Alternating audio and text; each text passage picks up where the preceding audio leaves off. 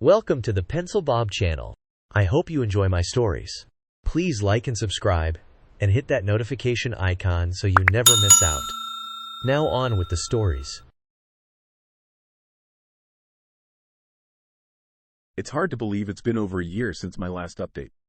It feels like just yesterday I was venting about my crazy neighbor and the drama she brings to our 3-unit HOA. But, as they say, time flies when you're having fun. Or in my case, when you're dealing with a never-ending nightmare. After my last post, things seemed to calm down a bit. The crazy neighbor wrote a letter to the HOA, which consists of me, the owner of Unit 2, and the condo manager, who just so happens to be her ex-husband, claiming she didn't feel safe around me. She said she would hire someone to represent her at HOA meetings, which was music to our ears. We were hoping to avoid any more confrontations with her, but, of course, she never followed through on her threat. Instead, we've managed to conduct business without actually meeting in person. We've been using email and phone calls to discuss any issues that come up. It's not ideal, but it's better than dealing with her drama in person. The condo manager and Unit 2 have been great about keeping me in the loop and making sure everything runs smoothly. The one thing that still hasn't been resolved is the porch repairs. It's been a year, and we still haven't gotten around to fixing the porch. I'm not sure what the holdup is, but I'm starting to think it's just not a priority for anyone else. During her probation period, things were relatively quiet. Whenever she tried to stir up trouble, I would just forward her messages to her probation officer. It was a great way to keep her in check, but, of course, she found ways to annoy me in other ways. For example, she would mow the backyard, but leave a patch of tall grass right in front of my garden plot. It was like she was trying to get under my skin. I finally broke down and emailed the condo manager about it, asking him to take care of it. But I never got a response. Then, I discovered she had created a website. I wish I could share the link, but I don't want to give her any more attention than she's already getting. On the website, she details every single incident she's ever had with anyone who's lived in our building. It's a wild ride. Let me tell you, she even posts emails and past HOA meeting notes.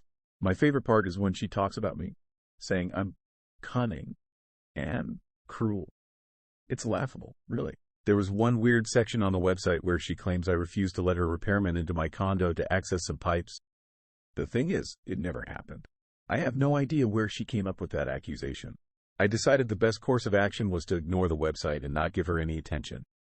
That was until yesterday, when I received a summons. Yep, you guessed it. She's suing me.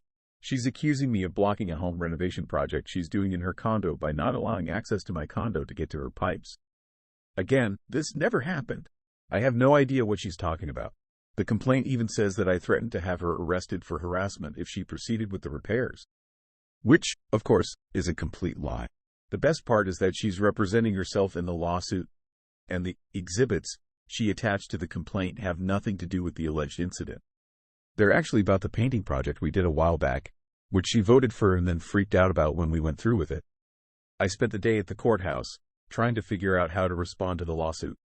A friendly law librarian gave me some information on how to file a motion to dismiss. I don't have the money to hire a lawyer, so I'm going to have to try to do it myself. I have 19 days to submit my response, and I'm feeling a bit overwhelmed. Honestly, I just want to email the condo manager and say, hey, I don't know what this is about, but if you need someone to come into my condo to access something, that's fine as long as everything is left as they found it. But I know that would just give her more ammunition. You might be wondering why I haven't moved out yet. Well, it's simple. The real estate market is tough right now, and interest rates are through the roof. Even if I found a place for the same price as my condo, my mortgage payment would still double. I'm stuck, at least for now. I'm not sure what the future holds, but I'm hoping things will change soon. Maybe the lawsuit will get dismissed, and we can finally get some peace in our building. Or maybe the real estate market will shift, and I'll be able to sell my condo and get out of this crazy situation. Until then, I'll just keep documenting everything and hoping for the best. Living next to her has been a roller coaster of stress and frustration. There was that one time she claimed I had intentionally damaged her car by throwing rocks at it. It was a ridiculous accusation since I wasn't even home when it allegedly happened. I had to provide an alibi and even showed pictures from my weekend trip to prove I wasn't around. That accusation didn't stick, thankfully, but it added another layer of stress to my life. One particularly infuriating incident happened last month. I was having a small get-together with some friends. Nothing wild, just a few people over for dinner. Suddenly, there was a loud banging on my door. I opened it to find her standing there, red-faced and yelling that we were being too loud and disturbing her peace. It was only 8 p.m., and we were just talking and laughing, not even playing music. My friends were shocked by her behavior, and it put a damper on the evening. She even threatened to call the police, which she actually did. When they arrived, they just rolled their eyes and told us to keep it down a bit, clearly recognizing the situation for what it was. I've started documenting every interaction I have with her, just in case. I have a folder on my computer filled with dated notes, screenshots of her bizarre emails, and photos of her petty antics, like the time she left a note on my door saying my recycling bin was too close to her side of the driveway. I also keep a small notebook in my car to jot down anything that happens when I'm outside. It might sound paranoid, but given her track record, I feel like it's necessary. The latest drama involves the garden. We have a small communal garden area in the back, which we all agreed to share and maintain together. I've put in a lot of effort to keep my section neat and planted with flowers and some vegetables. She, on the other hand, has let her part become overgrown with weeds. A few days ago, she accused me of stealing tomatoes from her plants. Now, mind you, her plants are practically dead, and I doubt they've produced anything edible. Still, she made a big scene about it, yelling and accusing me in front of other neighbors. It was embarrassing and frustrating. Her behavior has affected the other residents too. The owner of Unit 2, a quiet guy named Mark, has mentioned he's looking to move out because he can't stand the tension.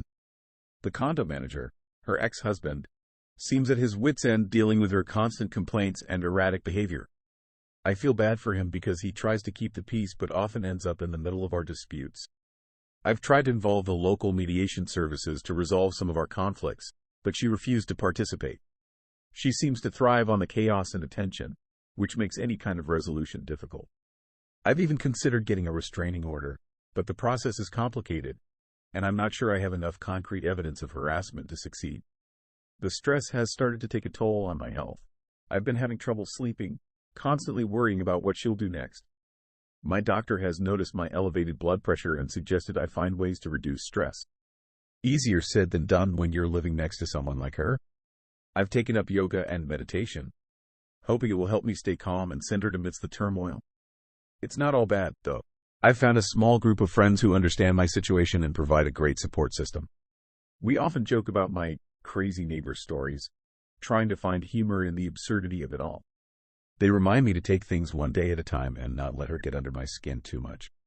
I guess the silver lining in all of this is that I've become more resilient and learned to stand up for myself. I've had to become more assertive, which is something I've always struggled with. So, in a weird way, dealing with her has forced me to grow and become stronger. Despite everything, I still love my condo. It's in a great location, and I've put a lot of work into making it a comfortable and inviting home. Selling it now, especially in this market, would feel like admitting defeat. I'm determined to stick it out, hoping that eventually she'll either move out or calm down. For now, I'm taking it day by day, dealing with each new challenge as it comes. My motto has become, "This too shall pass," and I repeat it to myself whenever things get particularly crazy.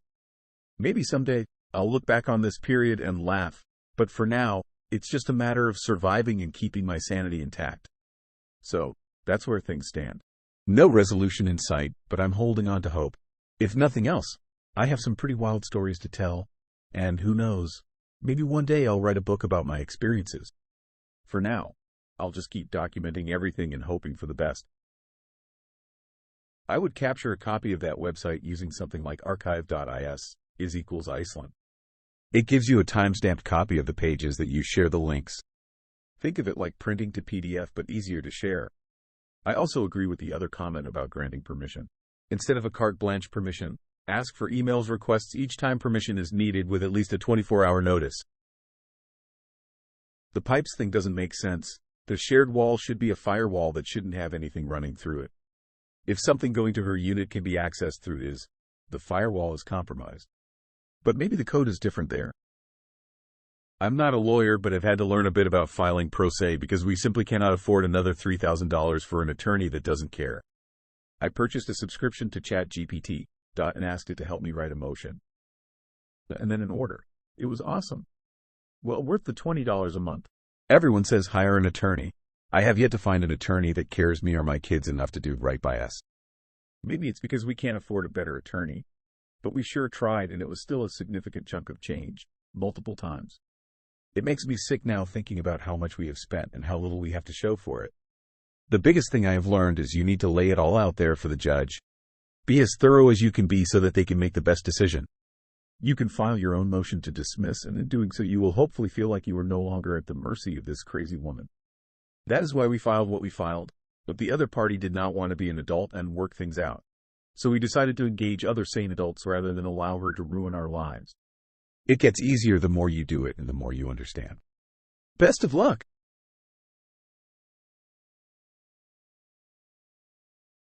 I'm still trying to wrap my head around the absolute chaos that is our HOA. I mean, I've heard horror stories about HOAs, but ours takes the cake. It's like they're trying to outdo each other in a game of who can be the most incompetent and corrupt. Let me start from the beginning. We moved into our dream home in this beautiful neighborhood, thinking we found our little slice of heaven. But little did we know, we were walking into a nightmare. The HOA, or rather, the people pretending to be the HOA, have been running the show with an iron fist, making decisions without any input from the homeowners, and breaking every rule in the book. Take, for example, the recent debacle with the gravel. They spent half of our annual budget on dumping new gravel in April, without even bothering to fix the drainage issues. And what happened after the first rain? You guessed it, the gravel was washed away, and now it's sitting in the ditches. Meanwhile, water keeps draining across the road, eroding my property, and I've had to fix it 5 times in the last 2 years. It's like they're intentionally trying to cause problems, but that's not even the worst of it. They claim they don't have to follow any laws or have board meetings, minutes, or updates for the owners. They say the only way to participate is to run for the board. But even then, they don't have meetings, and if they don't like what you're saying, they'll just ignore you or hold a midterm anonymous ballot to vote you out. It's like they're running a dictatorship. And don't even get me started on the way they respond to our concerns. They ask us to email them with issues, but all we get is a generic response saying they'll take it under advisement. No further updates, no fixes, nothing. It's like they're just paying lip service to our concerns. The one phone-only owners meeting per year is a joke. Only one board member attends, and they don't know anything about what's going on. They ask us to email them with issues prior to the meeting, but what's the point? They're not going to do anything about it anyway. But the cherry on top of this mess is the unsigned, unrecorded declarations that my realtor and title company accepted.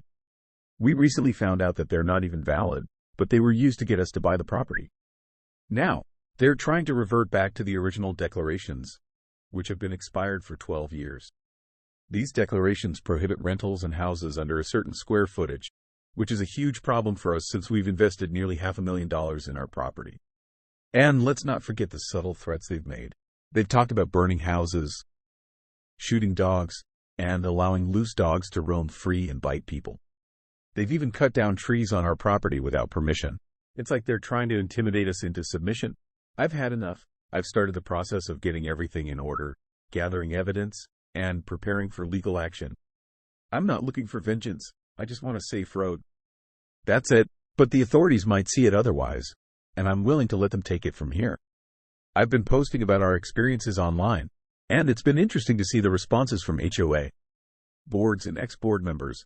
One guy, No Box 7795, seems to be one of the culprits behind all this mess. His comments and vernacular are eerily familiar, and it's clear he's trying to defend the indefensible. I've also been talking to other homeowners in the neighborhood, and it's amazing how many of them have similar stories. They've been bullied, intimidated, and ignored by the HOA. It's like they're trying to create a culture of fear and submission. I've tried to reason with them, to explain that we're not asking for much. We just want a safe and well-maintained neighborhood. But they're not interested in listening. They're too busy lining their own pockets and covering their own backsides. I've been doing some research, and it's clear that our HOA is not unique. There are countless stories of HOAs gone rogue, of homeowners being bullied and intimidated, of corruption and fraud.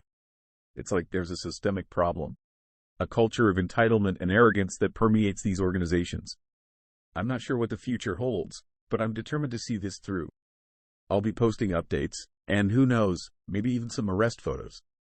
It's time for accountability, and I'm not going to let them get away with their fraudulent, malicious, and criminal behavior. As I sit here, reflecting on the past few years, I'm still trying to wrap my head around how things got this bad. How did we end up with an HOA that's so corrupt, so incompetent, and so willing to break the law? It's a question I may never have the answer to. But I do know one thing. It's time for a change. I'm not sure what the next step is, but I'm willing to take it. I'll fight for my rights, for my property, and for my community. I'll fight for accountability and transparency. And I'll fight for a safe and well-maintained neighborhood, where homeowners are treated with respect and dignity. It's time for a revolution against corrupt and incompetent HOAs. It's time for homeowners to take back control, to demand accountability, and to fight for their rights. And I'm proud to be at the forefront of this movement.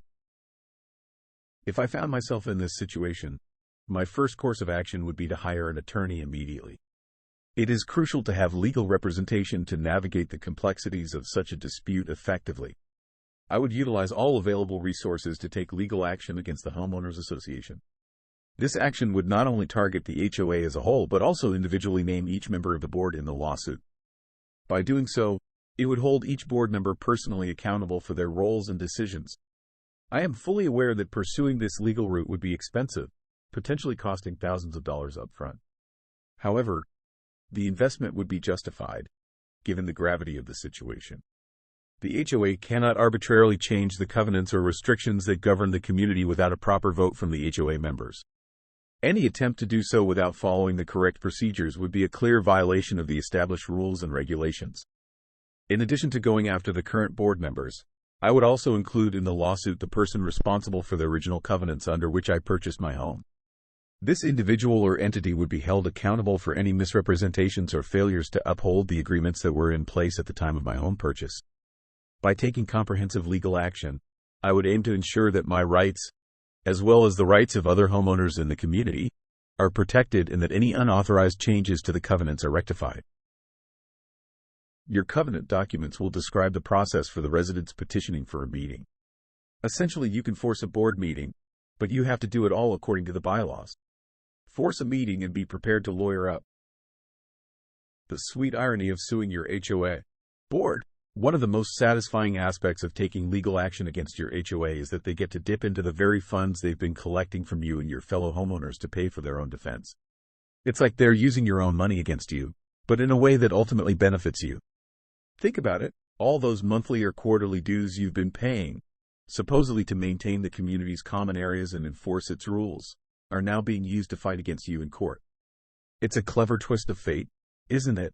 The HOA board, which is supposed to represent the interests of the community, is instead using the community's own resources to defend themselves against your claims. And when the HOA's coffers eventually run dry, what do? They hit everyone with a special assessment, of course. This means that all homeowners, including you, will be forced to pony up even more money to cover the costs of the HOA's legal defense. It's like a never-ending cycle of financial burden, all because the HOA board refused to listen to your concerns or address your grievances in a reasonable manner. But here's the best part. As you're watching the HOA board squirm and struggle to come up with the funds to fight you, you can take comfort in knowing that you're not alone. You're fighting for your rights as a homeowner, and you're making the HOA board accountable for their actions. And who knows, you might just inspire other homeowners to take a stand and demand better from their HOA boards. So go ahead, sue your HOA board, and enjoy the sweet taste of irony as they use your own money against you.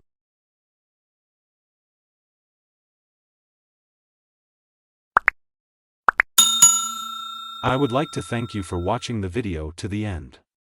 To encourage us to make more videos, please like, subscribe, comment, as well as share.